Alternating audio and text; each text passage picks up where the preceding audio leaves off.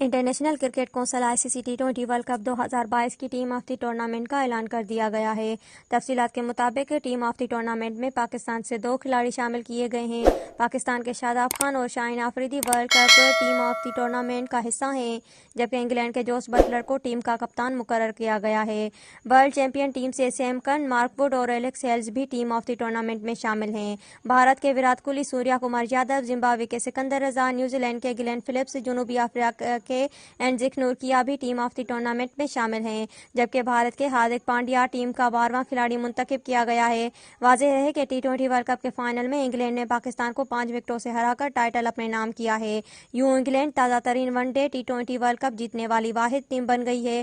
World cup کے final میں پاکستان نے پہلے بیٹنگ کرتے ہوئے مقررہ 20 اوورز میں 8 وکٹوں کے نقصان پر 137 رنز بنائے۔ پاکستان نے اوسط بیٹنگ پرفارمنس کے باعث انگلینڈ کو جیت کے لیے محض 138 رنز کا ہدف دیا تھا، جو کہ اس نے 19ویں اوور کی آخری گیند پر حاصل کیا۔